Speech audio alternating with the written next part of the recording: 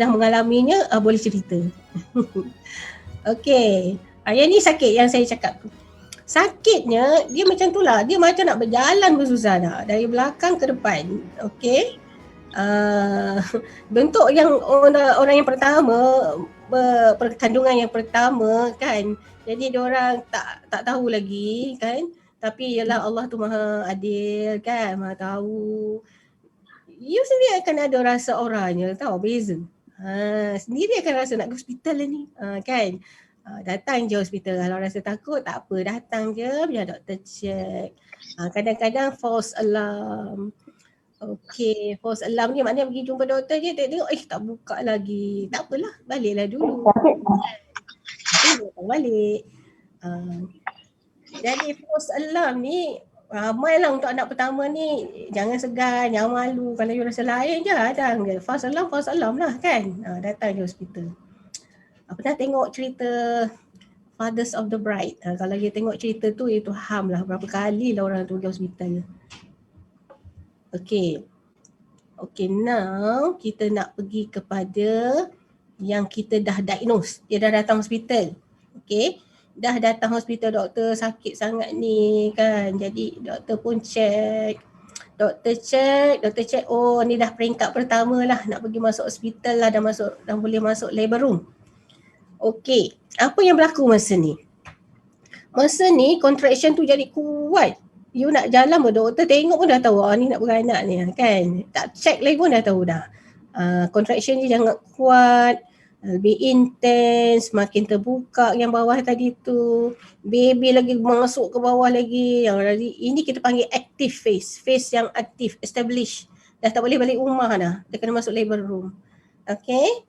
Bila doktor check kat bawah tu, ni kena check lah. Kenapa kena check doktor? Mestilah kena check kan, kalau tak doktor tak tahu berapa cm, berapa sentimeter dah terbuka.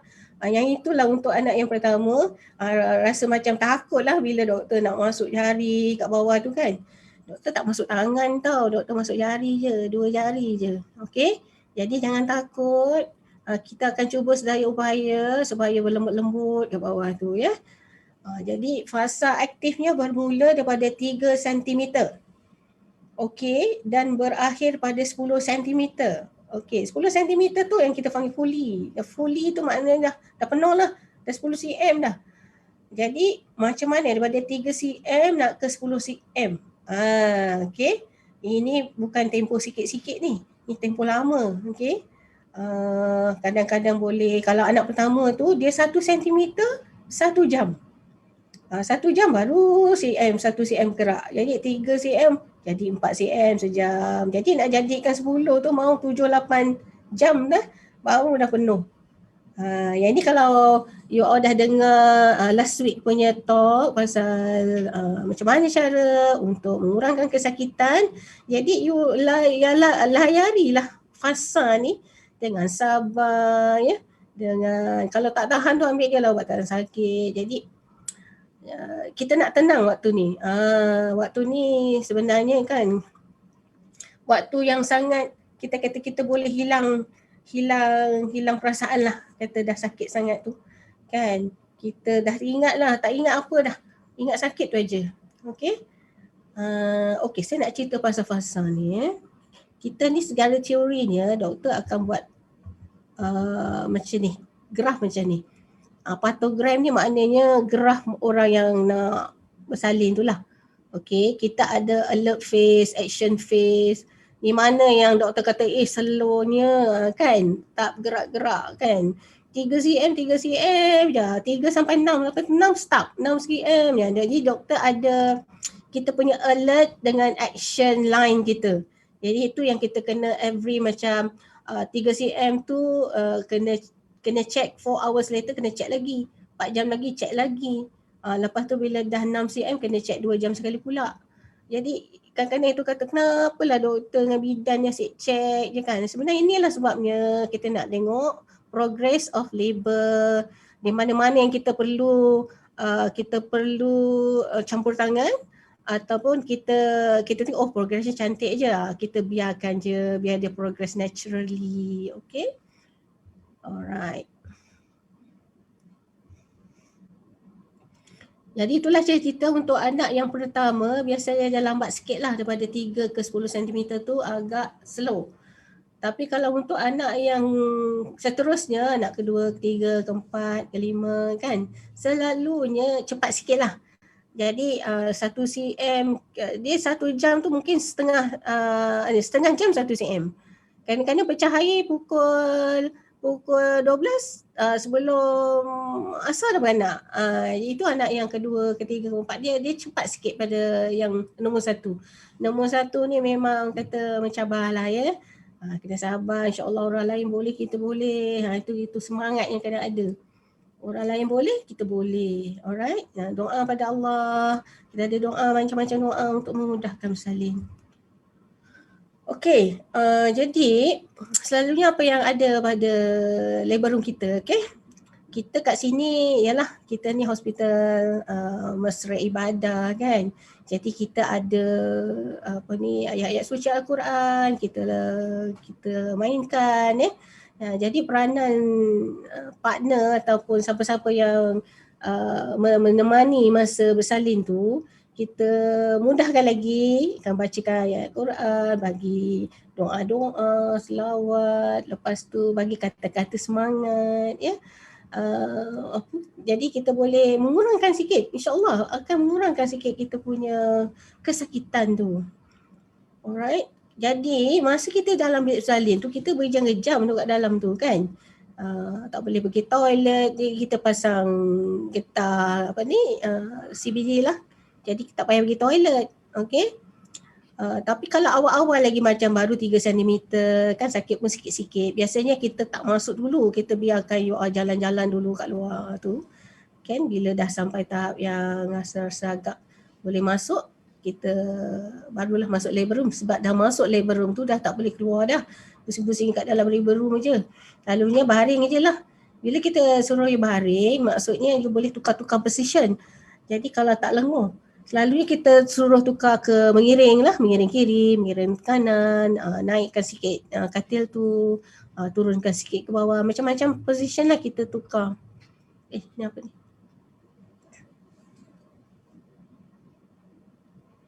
Okey. Okey, cara mengawal kesakitan pula, ingat last week Dr. Pakar Bius dah bagi terangkan. Ada cara-cara lain yang bukan hanya ubat ya, untuk mengurangkan kesakitan ni. Macam-macam lah cara pernafasan, cara percakapan, urutan kat belakang, okey, supaya lebih selesa dan tenang. Proses ni berterusan, jadi fokuslah insya-Allah ya. Ini hard labor, lepas tu kita panggil dia labor. Dia sesuatu yang sangat kuatlah. Yang sangat sakit, yang sangat kuat, yang memerlukan semangat yang kuat. Okey. Ini contoh bilik bersalin. Okey, bilik bersalin kita ada katil, tapi kita tak ada yang cot baby kat sebelah tu. Kita cot baby kat luar. Jadi bilik tu cuma ada katil, ada kerusi untuk suami, pengiring, dan belakang-belakang tu semua ada lah oksigen apa semua kita ada. Jadi yang cot baby kita punya kat hospital kita letak di luar, okey? Bila baby tu dah lahir, kita bawa keluar. Ni contoh bilik bersalin ya, dia kata contoh. Siapa tu? Alright. Inilah yang saya maksudkan tentang pembukaan jalan ya. Kita check daripada 3 cm, kita check ni pakai jari ni, 2 jari bukan tangannya, 2 jari je. 2 jari check sampai 10 sini. Okey. Yang ini memerlukan latihan lah ya, untuk tahu tangan ikut tangannya masing-masing. Ada yang tangan besar, ada yang tangan kecil. Kita agak-agak lah lebih kurang. Tak banyak beza lah juga antara seorang dengan seorang yang lain. Okay. Okay, tadi ni patut kalian saya dah cerita. Alright, ni kita dah habis peringkat pertama. Nanti you boleh tulis lah apa benda nak tanya, nanti saya jawab. Okay, sekarang kita pergi kepada peringkat yang kedua. Okay. Peringkat yang kedua ni adalah daripada 10 cm tadi. Okay, dah fully. Baby tu dah, cervix tu dah tak rasa lagi dah. Dengan rasa kepala baby je kat bawah tu. Alright. Jadi bila fully ni ada 2 fasa. Satu, fasa dia menurun, kepala baby tu turun, dia buat internal rotation, dia turun. Yang keduanya, kita dah nampak dah kepala baby tu, kita nampak dekat vagina lah, kita dah nampak. Kita nampak kat survey kita check tu kita dah nampak dah. Ini yang you akan rasa doktor kata berapa yang nampak tu? Adalah doktor 10 sen, 20 sen. Itulah kita punya sign size yang kita nampak daripada luar kepala baby. Okey? Jadi fasa ni berbeza-beza antara seorang dan seorang lain. Fasa ni selalunya dalam sejam untuk anak pertama, setengah jam je untuk anak yang kedua. Jadi, anak yang kedua dan seterusnya. Jadi bila anak tu dah ramai, lama-lama makin laju fasa ni. Jadi fasa ni untuk yang permulaan memanglah lama lah Jadi masa fasa ni kita akan latihlah ibu tu. Macam mana nak meneran, macam mana nak tarik nafas, nak push baby keluar. Yang ini kalau you panjang nafas jadi itu yang kena buat macam exercise kita kata kita dah cerita ni 2-3 minggu lepas pasal exercise masa breathing exercise kita panggil breathing exercise. Jadi breathing exercise ni kita tingkatkan panjang pendek nafas tu. Okey. Jadi masa push tu kita kena nafas yang panjang. Jadi dia ada cara dia.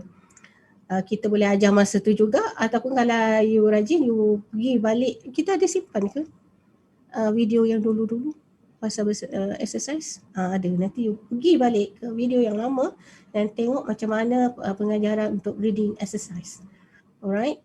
Jadi push tu seperti kita, yalah saya nak kata macam buang air besar tau. Push macam buang air besar. Alright, ke bawah. Bukan dekat leher dan bukan dekat tekak.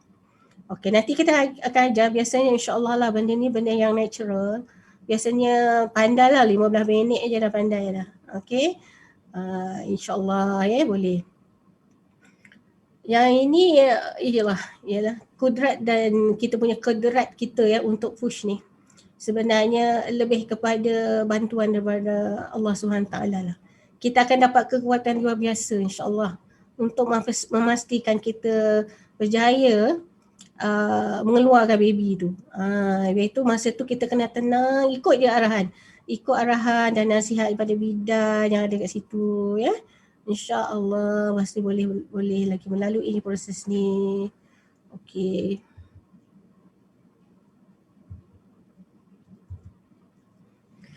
Okey. Inilah insya-Allah kita tidak ada komplikasi, tidak apa yang berlaku, maknanya proses ni berlaku dengan jayanya. Okey. Sekiranya ada complication, sekiranya dah sejam pun ke baby tu tak keluar-keluar juga, ataupun sekiranya ada macam jantung baby tu lemah ke ketika tu yang memerlukan baby tu keluar dengan cepat, jadi doktor kena bantulah, kita panggil assisted labour. Assisted labour ni lah yang kita kata vacuum lah, forceps lah tapi dia masih memerlukan ibu tu push juga. Doktor tolong aja guide. Okey. Saya tak nak cerita sangat pasal complicated delivery. Saya suka cerita pasal normal delivery je dulu. Sebab kadang orang dengar pasal complicated delivery ni orang naik takut dah. Jadi kita cerita yang positif-positif je dulu. InsyaAllah lah kalau yang macam assisted labour ni selalunya sukses lah insyaAllah Kalau betul kita punya assessment selalunya betul assessment kita dia akan berjaya benda tu. Jangan bimbang, itu ikut kemampuan masing-masing lah. Kita dah cuba secara maksimal, kalau tak boleh juga apakan daya doktor kena tolong. Okey. Sekiranya kita assess tu tak boleh lah ni, tak boleh vacuum, tak boleh forceps, tak boleh. Jadi kita kena end up dengan cesarean section. Iaitu orang kata takut lah nak caesar kan. Jangan takut kan, benda-benda ni berlaku dengan izin Allah juga dan insya-Allah cesarean itu complicationnya pun setakat yang kita pernah lalui ini tidaklah sehebat yang you all sangkakan kan. Jadi bila kita buat tu untuk keselamatan ibu dan anak tidak ada lah kita buat suka-suka ke, tak pernah. Okey, jadi benda ni bila kita buat adalah kerana untuk keselamatan ibu dan anak jangan bimbang, itu kita dah kata orang kata kalau beranak cesarean ni bukannya kita tak berjuang. InsyaAllah kita berjuang juga macam orang lain. Kita berjuang juga walaupun kita caesar. Jadi jangan anggap cesarean tu satu shortcut. Ya, cesarean bukan shortcut. Cesarean ni untuk menyelamatkan anak dan ibu. Okey? Kita ikut makasih, ya. Okey, itu kita contoh sikit-sikit je lah. Saya tak nak ambil panjang-panjang caesar ke, forceps ke, vacuum ke. Itu cerita pasal proses bersalin yang normal. Jadi dalam kita nak bersalin tu, kita ada berbagai-bagai position. Position kita nak letakkan you. Position betul, teknik betul, insyaAllah boleh keluar kan. Jadi kita tengok apa positionnya. Ni kita tutup sikit. Ni position ni salah satu position macam sitting position lah, tapi tak macam sitting lah, almost half sitting. Okey, mak tu pegang kaki dia sendiri dan dia push. Ini satu position. Okey. Tapi ini untuk selalunya benda ni untuk orang yang dah pandai lah, ya, orang dah ada 2-3 orang anak dah pandai. Ini position yang senang. Okey. Ini jangan tak ini bukan orang, ini patung dia, dummy. Ini untuk mengajar bidan-bidan ni dia gunakan patung. Jadi belajar macam mana cara nak conduct delivery. You tengok position dia. Position dia angkat kaki tu, dia letak dekat ada macam besi kat tepi tu, kaki tu akan tersangkut dekat besi tu. Okey. Jadi benda tu boleh jadi macam power tau. Kaki tu dekat besi, tendang besi tu. Okey. Tendang besi tu, ada tali, pegang tali, tali tu tarik, kaki tu tendang. Tu dia punya position dia supaya pelvic tu, ruang untuk kepala baby tu keluar tu luas, ya. Ni kadang kita ada tendensi nak mengepit. Kita push, kita kepit, kita push, kita kepit. Jadi kepala tu susah nak keluar. Jadi bila kita buat macam ni, jadi tak ada tendensi nak mengepit-ngepit peha tu. Okey. Itu memang ada, kita kadang-kadang naturally lah bila kita ni terkepit. Jadi ini caranya untuk mengelakkan mengepit kepala baby tu, ya. Alright. Ini lagi satu, tengok kaki dia. Kaki dia naik ke atas. Ni macam katil yang dekat bilik bedah lah kan. Kaki naik ke atas. Tu boleh juga. Jadi sebenarnya benda yang macam ini untuk memberi ruang kepala baby itu keluar dan ruang pelvis kat bawah tu lebih luas, terbuka untuk kepala turun, badan baby turun. Okay. Alright, kita dah habis dah, baby pun dah keluar. Okay. Kita pun nak potong tali pusat baby. Selalunya bila baby ni keluar, kita akan letak kat perut mak lah, kita kata skin to skin bonding. Okay. Skin to skin bonding untuk ibu dan anak. Jadi tengoklah baby tu, tengok seks dia. InsyaAllah baby tu menangis dalam keadaan yang baik, kita letak. Kalau baby tu keluar tak apa-apa baik, kita ambil dululah, kita resuscitate dekat cot kat depan. Alright. Bila kepala baby tu dah keluar, baru kita rasa lega sikit. Bila badan baby dah keluar, jadi doktor boleh bantulah bila kepala dah keluar, doktor boleh bantu yang lain-lain. Jadi mak teran, kita bantu guide keluar baby. Okay. Okay, ni baby dah keluar, kita potong tali pusat. Lepas tu kita letak, jangan bimbang kita selalu letak cord clamping, lalu kita pakai besi. Lepas tu kita akan ubah kepada yang plastik tu, nampak yang plastik dekat tangan nurse tu. Okay. Kita letak plastik cord clamp. Ini lagi satu, ini cara-cara orang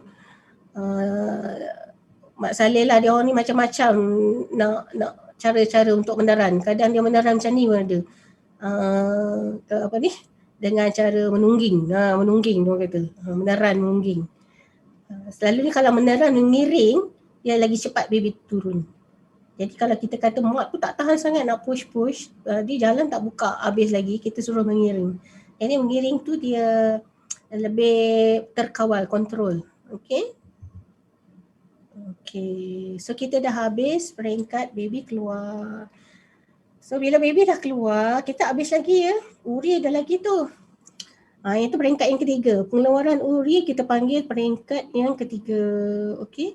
Dia berlaku dalam tempoh, kita bagi masa lah uri tu. Kita tak adalah rushing nak keluarkan uri ya. Dia biasa dalam tempoh kita bagi 20 minit uri. Jadi kalau tempoh 20 minit, secara naturalnya uri tu akan keluar, doktor guide dia. Kita panggil control contraction. Kita tarik tali tu pelan-pelan, kat atas tu kita kontrol. Jadi dia pun keluar dalam tempoh 10 minit lah keluar 5 hingga 10 minit biasa keluar dah. Alright. Itu natural, tak ada apa pun yang kita buat, dia keluar. Sekiranya dah 20 minit tu tak keluar-keluar juga, jadi doktor kena bantu sikit. Okay, macam-macam cara lah kita bantu, kita tengok kenapa uri ni tak keluar-keluar kan. Jadi kita tengok kot ada air kencing lagi ke, menghalang uri tu keluar. Jadi kita letaklah getah keluarkan air kencing dulu. Bila dah keluar tu, tak keluar juga barulah kita masuk kita keluarkan secara manual lah, doktor keluarkan. Selalunya kita kalau patient tu ada epidural, kita boleh keluarkan kat situ lah. Tapi kalau tak ada, kita kena bagi bius lah kalau tak sakit kan. Tapi sekiranya mak tu masih, yang kata jalan tu masih buka lagi kan, mak tu ada lagi ubat tahan sakit dia, kita buat kat situ jugalah, kerana tak sakit sangat insyaAllah. Tapi lekat-lekat uri ni memang jarang berlaku lah pada anak pertama. Uri ni berlaku pada anak yang dah ramai ataupun pernah mengalami komplikasi infection ke, pernah buat DNC dulu ke, atau kadang-kadang boleh melekat. Ya. Okey, ada pertanyaan. Kalau placenta previa boleh bersalin normal ke? Okey, placenta previa tu maksudnya uri kat bawah. Alright, uri tu dekat ruang baby nak keluar tu ada uri kat situ. Jadi kepala baby memang tak boleh lepas. Dia ada dua stage lah placenta previa ni. Satu kita kena major, lagi satu minor. Okay, major tu memang 100% lah, tak boleh bersalin normal. Okay, kalau minor, kita tengok kalau minor tu dekat atas, uri tu bahagian atas kepala baby, anterior. Jadi kita tengok kalau anterior tu type 1, type tu kita tengok dululah dia boleh turun lepas ke tak. Selalunya kalau anterior kita bagi can lagi. Tapi kalau posterior memang tak ada can dah. Uri tu kat bawah kan, bawah kepala baby memang tak boleh. Jadi kita suggest untuk cesarean ya. Placenta previa ni kita selalu diagnose dia setelah lower segment, second segment tu terjadi. Sebab kita tak boleh diagnose dia 28 minggu ke bawah. 28 minggu ke bawah kita kata apa, lower je, atas atau bawah. Tapi kalau dah 32 minggu bila segmen baru muncul, kita panggil lower segment muncul dekat uterus mak tu, jadi barulah kita boleh label seseorang itu previa atau bukan. Bila kita kata previa tu, katalah kita diagnose dah 32 minggu, kita boleh repeat lagi every 2 weeks. Kadang rezeki baik, 36 minggu naik balik dah. Dia bukan placenta tu yang naik ya. Placenta tu tetap melekat dekat situ lah. Yang naik tu rahim tu yang ada segmen baru. Okay, segmen baru muncul kat bawah, jadi secara automatik yang bawah tu dah jadi atas.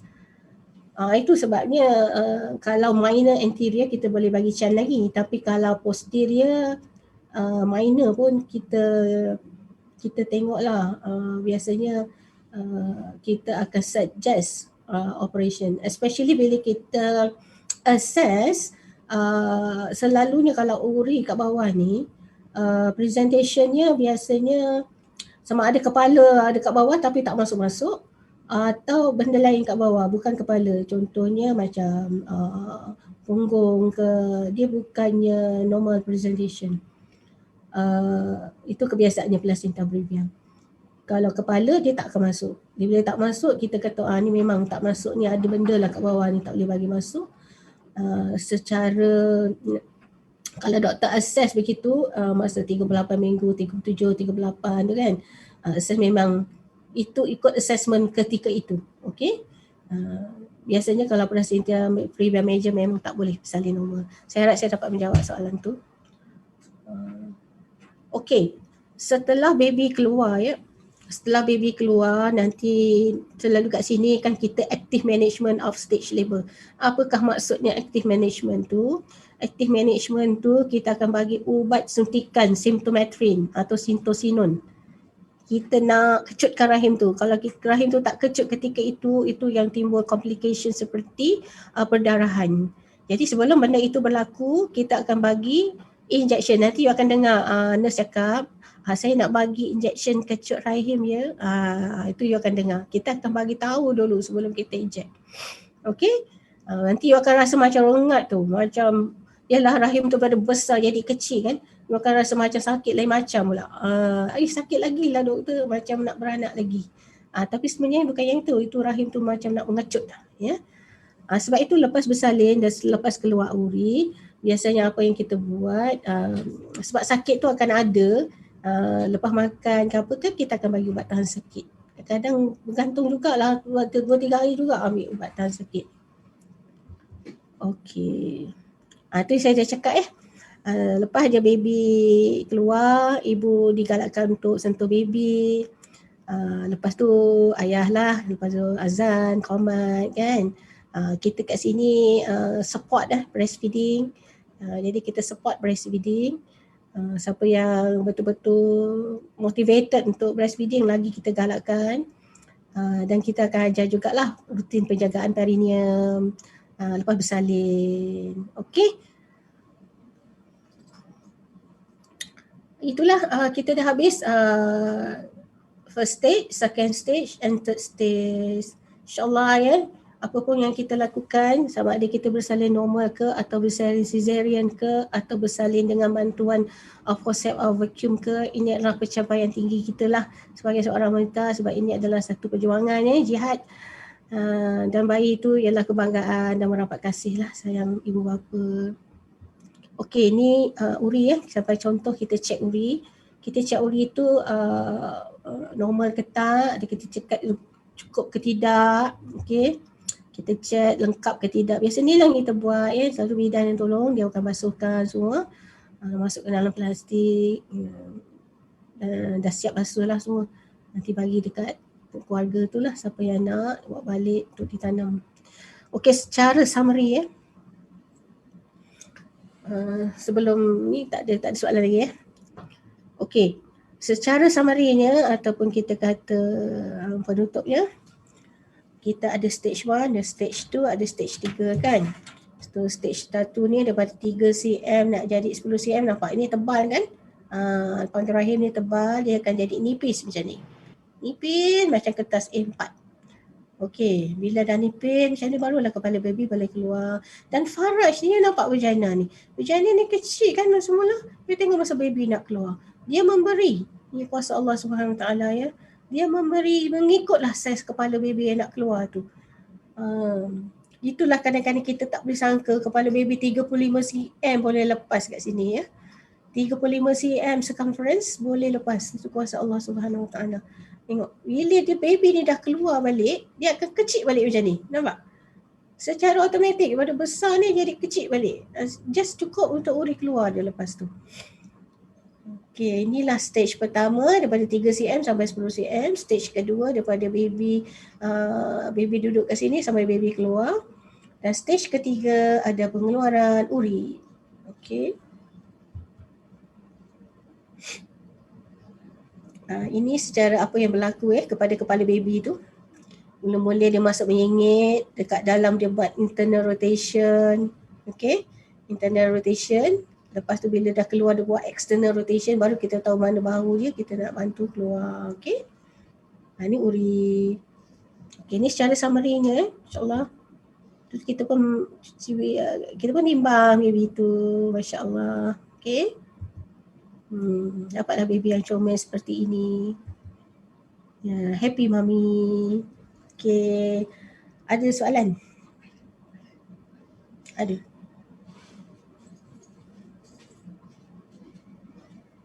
Mana ni? Mana?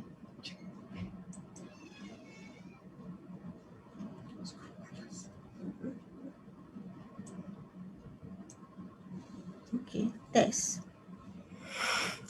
Waalaikumsalam. boleh.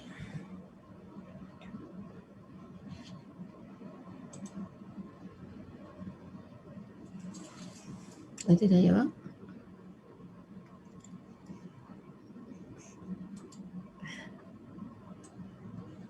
Oh, itu.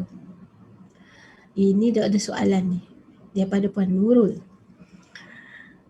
Okey, boleh saya baca Kalau anak nombor 3 ni sakit dia lain macam, 36 minggu susah nak bangun, semua normal ke? Sakit tak sama macam anak sulung dan nombor 2. Hari ni saya masuk 36, nak jalan, nak langkah pun sakit. Okey, yelah memang anak ni berbeza-beza lah, tak sama ya. Especially masa mengandung tu macam-macam lah. Ada perangai nak makan tu, ada perangai nak makan ni, ada perangai tak boleh tengok tu, tak boleh tengok ni. Kulit lah jadi ada perubahan kulit. Macam-macam lah yang tak sama anak nombor 1, nombor 2, nombor 3. Okey, kalau 36 minggu dah start sakit, itu normal. Okey, nak bangun susah tu, itu kena check tulang belakang tu. Sebab bila kita dah mengandung, kalsium kita dah diambil oleh setiap anak kita. Anak pertama dah ambil 5% kalsium daripada tulang belakang kita. Jadi bila mengandung nombor 2 dia ambil lagi, mengandung nombor 3 ambil lagi. Jadi tulang belakang kita ni poros sikit bila kita mengandung. Jadi sakit belakang tu memang akan berlebih lagi lama kita mengandung, lagi banyak, lagi ramai kita mengandung. Okey, nak jalan pun sakit tu ada masalah sikit. Masalahnya satu, sama ada dekat simpasis kita punya tulang pelvic kita tu ada satu cartilage lah, kita panggil simpasis pubis kat depan tulang ari-ari kita panggil. Tulang ari-ari tu boleh melecet jugalah masa mengandung. Itu boleh sakit. Yang ketiganya sebab kemungkinan ada jangkitan kuman di pundi kencing kat bawah tu, pundi kencing. Jadi bila pundi kencing tu dah merah, kepala baby pun menghentak-hentak kat dia, yang itu rasa sakit. Seolah-olah macam nak beranak tapi bukan nak beranak. Nak jalan pun susah. Jadi kena datang hospital, mari kita check air urine tu. Sama ada betul ke ada infection, dan kita kalau betul ada infection, kita kena rawatlah infection tu, insya-Allah. Ada juga yang datang 36 minggu, wheelchair, tak boleh jalan, rupanya ada urinary tract infection, bagi ubat, dalam 48 jam keluar hospital dah berjalan dah. Jadi kita nak check kenapa tak boleh berjalan tu, ya. Okey, Yuliana. Macam mana cara nak supaya tak menyebab koyak? Kedua, cek bukaan berjana. Tanya saja nurse boleh ke? InsyaAllah. Okey. Alright, saya jawab satu-satu Macam mana nak push? Macam mana nak push tak menyebabkan koyak? Okey. Perineum kita ni, kita punya bahagian bawah kita, perineum kita ni tak sama tahu semua orang. Ada yang kenyal, ada yang macam tahu, senang koyak, itu jenis kulit lah. Kadang-kadang kita tengok, ini adalah pemerhatian je bukannya satu kajian. Jenis kulit ni, ada kulit yang kenyal-kenyal mungkin sebab minyak yang diorang makan ke, minyak zaitun ke, cara hidup dia makan macam mana. Jadi kulit dia tu jenis yang macam mana. Selalunya orang Arab ni, saya nak cakap lah, orang Arab ni selalunya susah nak koyak. Anak dia besar macam mana pun tak koyak. Jadi jenis kulit dia. Kita orang Asia sebelah sini, tak tahu mungkin kebanyakan apa benda yang kita makan ke menyebabkan kulit kita kat bawah tu macam kering tau, kering dan senang pecah. Dia senang macam tanah gersang lah tu, kan merekah-rekah gitu. Jadi jenis kulit lah, tak boleh nak ni. Cara nak push supaya tak menyebabkan koyak, itu kena belajar breathing exercise. Jangan angkat punggung, macam-macam lah. Tapi benda tu supaya natural lah. Kalau kita push mesti ada terasa nak mengangkat punggung itu. Tapi kalau boleh praktis supaya bongkokkan badan bentuk C, kepala je ke dada, punggung naik sikit je, jangan banyak, jadi badan tu dalam bentuk macam C tau, udang, macam bentuk udang, bongkok C. Yang itu adalah satu teknik yang salah satu cara lah untuk mengelakkan koyak ya. Tapi untuk anak pertama, doktor kena assess tau, tak semua doktor buat episiotomi potong kat bawah tu untuk anak pertama. Tak semestinya doktor buat, doktor kena assess juga. kadang bila kita tengok push tak keluar juga, doktor kena bagi laluan. Jadi kalau kita bagi laluan potong buat episiotomi tu bukan kita potong besar-besar, potong kecil je supaya kalau dia koyak pun dia tidak pergi ke dubur. Itu kita punya matlamat kita supaya clean cut luka. Tak nak luka sana sini kiri kanan bawa nak jahit susah. Okey? Bukan doktor suka nak buat episiotomi tu ada sebab, ya. Ada juga yang kata doktor tengok cantik je, macam boleh lepas lah, tak payah buat episiotomi. Jadi kita tak buat. Okey. Okey, cek bukaan vagina. Hanya doktor saja ke yang boleh buat? Ya, bidan yang terlatih boleh buat. Okey, bidan yang terlatih. Kat sini dekat hospital kita ni semuanya dah ada maternity punya lesen yang buat tu. Yang kalau you tengok kat labor room tu, siapa yang buat tu dia orang semua dah pergi training untuk bidan perbidanan ni. Jadi dia orang boleh buat, ya. Doktor sekarang doktor assess lah, tengok sama je dia buat saya buat. Jadi kita pun dah boleh percaya dia punya dia punya checking dia sama je dengan kita. Jadi itulah boleh bidan yang terlatih, ya, boleh buat. Sama dekat hospital kerajaan pun di sana pun ada bidan yang terlatih, boleh check progress. Ada lagi?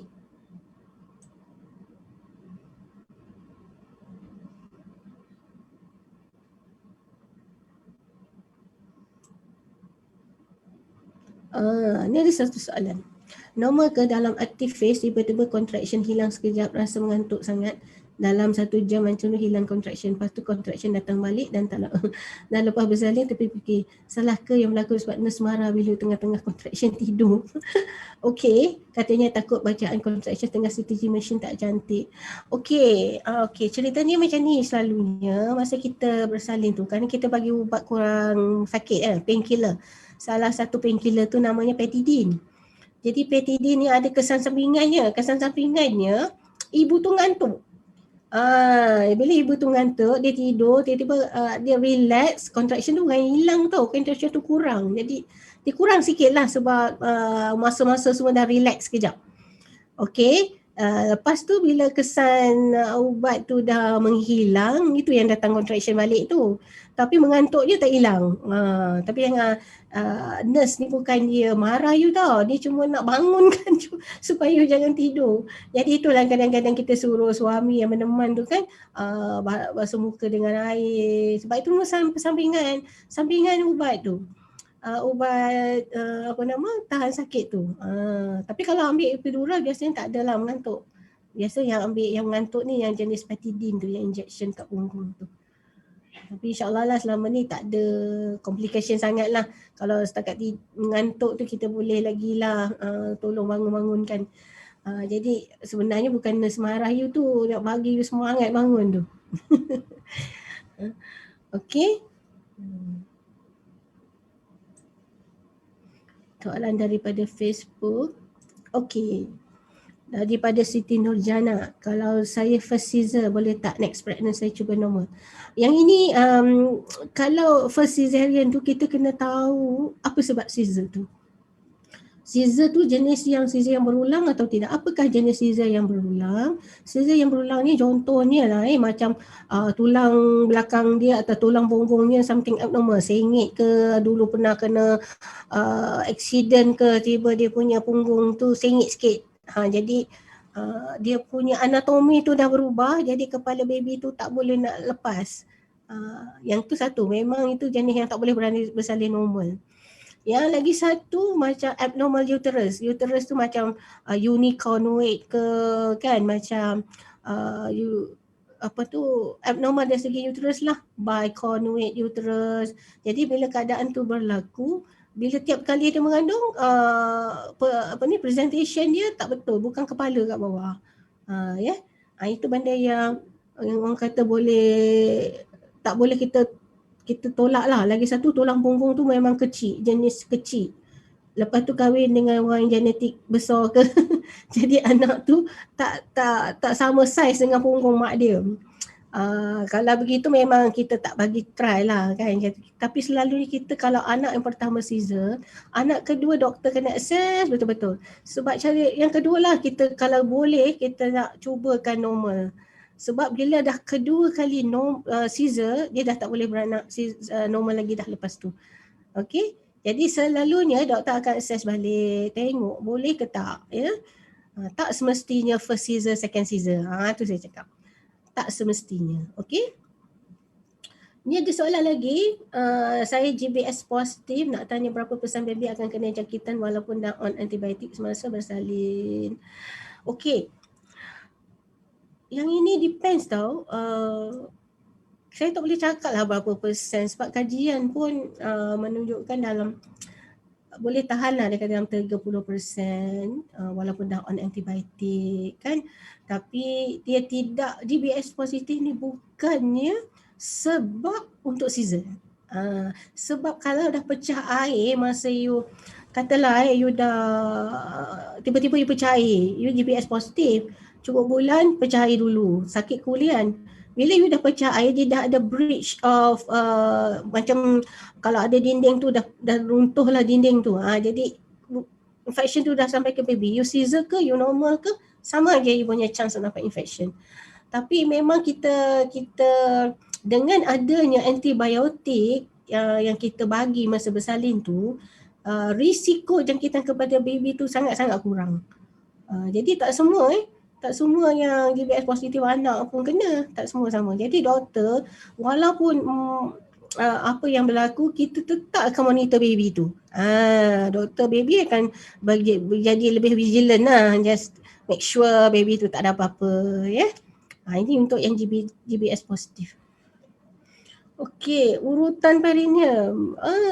Ini satu soalan yang menarik.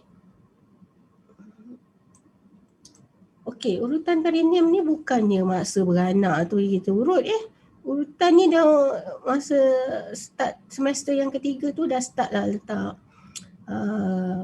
apa tu, orang dululah ya, ini adalah tradisional lah. Kalau ikut Mak Saleh dia tak pernah nak urut-urut lah ya. Kalau ikut orang-orang Asia ni memang kita adalah dulu kan urut kat bahagian bawah tu dengan minyak kelapa. Jadi lempat tu lembut, tak senang koyak sebab dulu orang dulu bersalin kat rumah ya. Kalau koyak macam mana nak jahit dulu? Zaman dulu dia pakai apa? Benang apa nak jahit dulu? You pernah tahu tak sejarah je dulu? Sejarah dulu dia orang pakai benang ni tau. Kulit kelapa. Dia punya serat-serat dia tu dijadikannya benang untuk jahit kat bawah tu. Itu zaman dulu lah, zaman sebelum merdeka lagi kan. Jadi tradisionalnya memang orang start mengurut perineum tu supaya apa? Supaya tak koyak lah masa beranak tu. Okey, itulah salah satu cara sebab tu nak urut kat bahagian bawah tu. Okey, yang soalan lagi satu. Saya tak ambil sebarang sebab tahan sakit. Dok offer tapi saya refuse. Saya mengatakan boleh tak? Memang tak boleh tidur kan? Boleh, bersalahnya nak tidur lah. Tapi bila dah sampai tahap 10 cm, kalau dah 10 cm janganlah tidur dulu. Tidur lepas beranak lah. Kalau nak ngantuk tu dalam 3-4 cm tu nak tidur je lah. Tak ada menghalangnya lah. Ya. Cuma kalau yang mengantuk masa nak push tu yang kita nak bangunkan tu.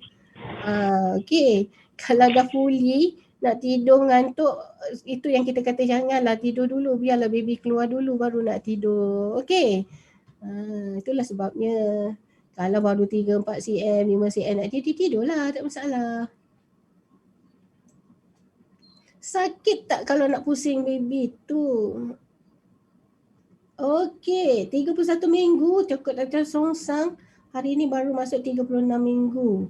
Okey, kita panggil external cephalic version. ECV ni kita pusing, doktor pusing dekat luar macam urut lah, kepala tu turunkan bawah. Biasanya kita kena assess betul-betul sebelum kita nak buat benda-benda ni. Benda-benda ni tak boleh dibuat begitu-begitu je tanpa pantauan. Alright? Sebab kalau kita buat terlalu awal, baby tu akan pusing balik. katalah 34 minggu dah buat dah. Budak tu nanti pusing bahaya, buat penat je nak buat. Kalau 36 biasanya kita tunggu sampai 36 lebih, nak dekat 37 lah, yang kita rasa kalau kita pusing tu dia takkan pusing balik. Okey. Biasanya kita pantau kalau kita nak buat external valid version ni, sebaik-baiknya buat di dalam ward.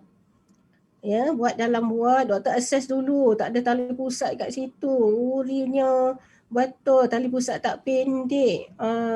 Ya, ada sebab-sebab. Kita buat tu kena selamat ya. Kita tak boleh buat yang tengok-tengok uri terlepas. Kita buat pusing-pusing, uri terlepas. Belum baby belum keluar, uri dah terlepas. Tu bahaya, sangat-sangat bahaya. Ataupun tali pusat lilit kepala baby tu. Kan bahaya tu. Jadi bila kita buat, kita kena buat dekat ward. Sebab kalau kita buat dekat di mana kita buat CTG, kita ada ultrasound, CTG, semua yang assessment ada. Sekiranya apa-apa yang berlaku pada baby tu, bilik bedah dah sedia menunggu dah. Maksudnya kalau ada complication terus pergi OT, bilik bedah. Jadi bukan senang nak buat macam tu. Dan bukannya semua orang boleh buat. Kadang selalu bidan-bidan kampung suka nak buat benda-benda ni tanpa pantauan. Jadi kalau buat boleh, tapi dengan pantauan, dan doktor tu kena assess betul-betul boleh buat ke tak. Okey.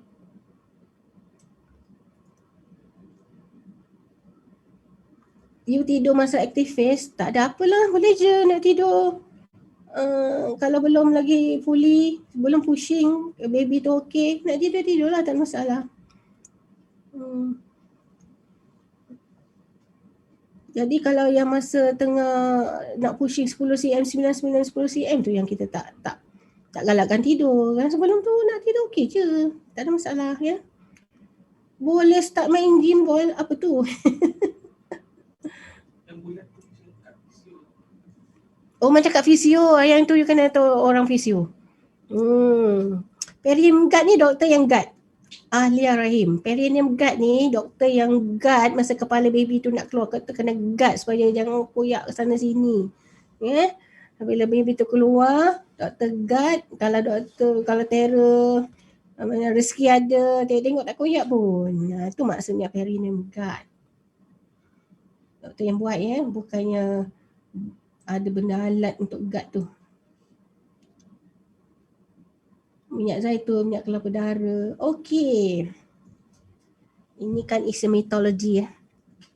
Minyak zaitun, minyak kelapa dara tu minyak makan kan. Minyak kita makan hari-hari. Macam orang Arab tu minyak zaitun minyak yang dia makan hari-hari. Kita zaman kita nenek-nenek kita dulu, kita tak ada minyak lain. Dia orang buat sendiri. Daripada kelapa tu dia buat minyak. Jadi kalau apa maksud minyak kelapa dara tu? Minyak kelapa dara tu dia kompres daripada kelapa tu, dia ambil yang inti patinya dia tak ambil yang perah-perahannya selepas itu. Jadi minyak daripada pati kelapa tu dia buat minyak. Itu dia panggil minyak kelapa dara. Dia mahal sebab pati kan, jadi dia mahal. Itulah ceritanya, dia minyak makan je. Dia tak ada apa-apa pun membantu pelancar proses bersalin ni. Okey? Satu mitologi lah yang kata you ambil suplemen tu untuk melancarkan proses bersalin tu tak betul tu. Okey? Melainkanlah ada apa benda lain yang diisi dekat minyak-minyak tu. Yang kita tak tahu kan, herba ke apa ke kita tak tahu. Tapi kalau minyak tu saja per se minyak, tak adalah. Ya? Dulu kita dulu makan minyak tu pun tak ada apa pun. Ariba. Lama tak jumpa Ariba. Baik Ariba. Assalamualaikum warahmatullahi. Ini Nisa. Naziha. Ya Naziha. Oh, adik Nabila. Masya Allah. Nak melahirkan lagi ke Naziha? Okey. Ada lagi? Tak ada dah. Habis dah. Finish. Nak tutup. Okey. Saya rasa dah. Saya pun nak sambung klinik balik. Kita tutup je lah majlis ni ya. Ada soalan lagi? Terima kasih kerana sudi mendengar. Mana nak unmute dia? Sekejap. Mana dia?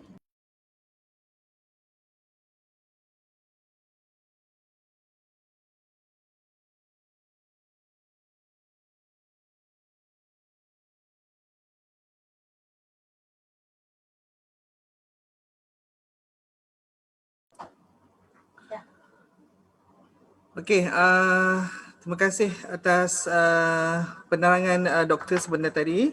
Okey, baik, saya ada sedikit info yang nak dikongsikan bersama. Okey, yang mana info yang saya akan kongsikan pada hari ini ialah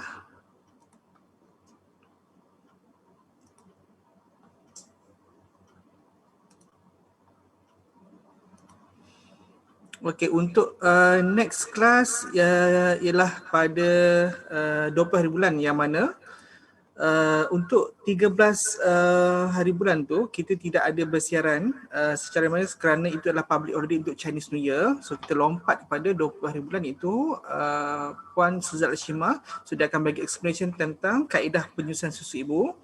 Dan pada minggu berikutnya ialah Puan Sarah Sabrina untuk makanan seimbang selepas kelahiran part 2. Okay. Untuk makluman para hadirin hadirat sekalian, okay, kita punya kata kunci pada hari ini ialah proses bersalin. Okay, ada yang tanya saya, apa itu kata kunci ataupun kenapa perlu dikumpulkan kata kunci itu untuk tujuan apa? Yang mana pada end session ya, pada minggu yang ke-12 ataupun sesi yang ke-12, kita akan beri kita punya sedikit gift lah kepada para pendengar kita, yang mana gift tu akan kita bagi di Al-Islam lah sebagai tanda penghargaan atas anda join kita punya kelas. Okay. Sebab tu kita kata kata kunci tu kena kumpul, okay, supaya nanti end session tu nanti boleh hantar dekat admin ataupun hantar dekat saya untuk kita nilaikan untuk kita bagi hadiah. Okay. Kata kunci pada hari ini ialah proses bersalin. Okay. Sekiranya terdapat sebarang soalan, okay, ataupun sebarang pertanyaan, boleh ajukan dekat grup Zoom tu. So nanti kita akan forwardkan dekat Dr. Pakar, so nanti dia akan jawab lah. Okay. Kalau tak ada apa-apa lagi, kita habiskan kita punya majlis pada hari ini dengan tasbih kifarah dan surah Wal-Asr.